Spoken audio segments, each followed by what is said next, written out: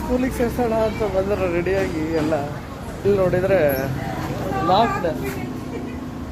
ಅಯ್ಯೋ ಬಂದು ಸೇರಿಸಿದ್ರೆ ರಜಾ ಬಂತಲ್ಲಪ್ಪ ನಿಂಗೆ.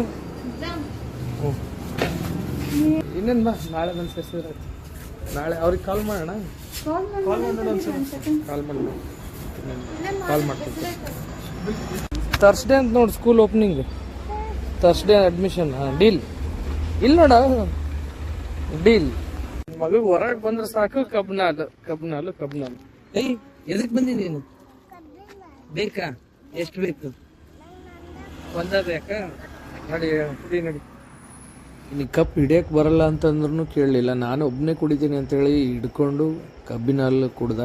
ಒಂದಾದ್ಮೇಲೆ ಸ್ವಲ್ಪ ಫ್ರೀ ಇದ್ವಲ್ಲ ಅಂತ ಹೇಳಿ ಹಾಗೆ ಒಂದು 7 ಸೀಟರ್ ಕಾರ್ ನೋಡೋಣ ಅಂತ ಅಂದ್ಕೊಳ್ತಾ ಇದ್ವಿ ತುಂಬ ದಿನದಿಂದ. ನಮ್ಮದು ಕೂಡು ಕುಟುಂಬ, ಎಲ್ಲರೂ ಜೊತೆಯಲ್ಲಿದ್ದೀವಿ. ನಮ್ಮ ಫ್ಯಾಮಿಲಿಯಲ್ಲಿ ಆಲ್ಮೋಸ್ಟ್ 8-9 ಜನ ಇದ್ದೀವಿ. ಸೊ ಈಗ 5 ಸೀಟರ್ ಸಾಕಾಗಲ್ಲ ಅಂತೇಳಿ 7 ಸೀಟರ್ ನೋಡೋಣ ಅಂತ ಬಂದ್ವಿ. ಕಾರೆಲ್ಲ ಎಲ್ರಿಗೂ ಇಷ್ಟನೇ ಆಯಿತು. ಆ್ಯಕ್ಚುಲಿ ಕಿಯಾ ಕ್ಯಾರೆನ್ಸ್ ಕ್ಲೇವಿಸ್ ನೋಡೋಣ ಅಂತ ಬಂದಿದ್ವಿ. ಗಾಡಿ ಎಲ್ಲರಿಗೂ ಇಷ್ಟ ಆಗಿದೆ ಮನೇಲಿ. ಚೆನ್ನಾಗಿತ್ತು, ನಂಗಂತೂ ಭಾಳ ಇಷ್ಟ ಆಯ್ತು. ಹ್ಯಾಪಿ ಅದು ಆನ್ ಮಾಡ್ಬೇಕಲ್ಲಿ. ಚಾರ್ಜ್ ಗಿಟ್ಟರ್ ಅದನ್ನ ಸನ್ ರೂಫ್ ಓಪನ್ ಚಾರ್ಜ್ ಗಿಟ್ಟರ್ ಅದು ಆಮೇಲೆ ಬರ್ತದೆ. ಅದು ಚಾರ್ಜ್ ಮಾಡಿದ್ಮೇಲೆ ಓಪನ್ ಆಗುತ್ತೆ. ನೋಡು, ಈಗ ಟೆಸ್ಟ್ ಡ್ರೈವ್ ಮಾಡಿದ್ದೇವೆ. ಸನ್ ರೂಫ್ ಬೇಕಾ? ಸನ್ ರೂಫ್ ಅಂದ್ರೆ ಪೆಟ್ರೋಲ್ ಹೋಗ್ಬೇಕು, ಡೀಸೆಲ್ ಬರಲ್ಲ. ನಡ್ರಿ ಹತ್ರಿ.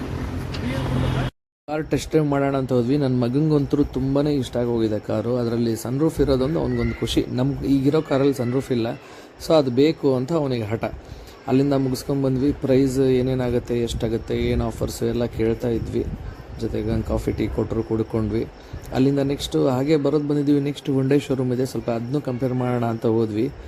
ಅಲ್ಕಾಜಾರ್ ಟ್ರೈ ಮಾಡಿದ್ವಿ, ಅದನ್ನು ಕೂಡ ಎರಡನ್ನೂ ಚೆನ್ನಾಗಿ ಅನ್ನಿಸ್ತು. ಸ್ವಲ್ಪ ಕಿಯಾ ಫೀಚರ್ ಲೋಡೆಡ್ ಅನ್ನಿಸ್ತು. ಸದ್ಯಕ್ಕೆ ಕಾರ್ ತಗೊಳ್ಳೋ ಪ್ಲ್ಯಾನ್ ಇದ್ದಿಲ್ಲ, ಬಟ್ ಫ್ಯಾಮ್ಲಿನೂ ದೊಡ್ಡದಾಗ್ತಾ ಇದೆ, ಕಮಿಟ್ಮೆಂಟ್ಸು ಇದ್ದಾವೆ. ನೋಡೋಣ ಏನಾಗುತ್ತೆ ಏನೋ ಅಂತ ಗೊತ್ತಿಲ್ಲ. ಜಸ್ಟ್ ನಾನು ನನ್ನ ತಮ್ಮ ಇಬ್ಬರು ಕೂಡ ಸೆಲ್ಫ್ ಎಂಪ್ಲಾಯ್ಡ್, ಇಬ್ಬರು ಜೊತೆಗೆ ಕೆಲಸ ಮಾಡ್ಕೊಂಡು ಹೋಗ್ತೀವಿ. ಸಕ್ಕರ್ ತಗೊಳಕ್ಕೆ ಇಷ್ಟ ಇದೆ, ಬಟ್ ಫ್ಯೂಲು, ವಾರು, ಲೋನ್ ತಗೊಂಡ್ರೆ ಏನಾಗುತ್ತೋ ಅನ್ನೋ ಭಯ. ಏನಾಗುತ್ತೋ ಕಾದು ನೋಡಬೇಕು, ದೇವರೇ ಬಲ್ಲ.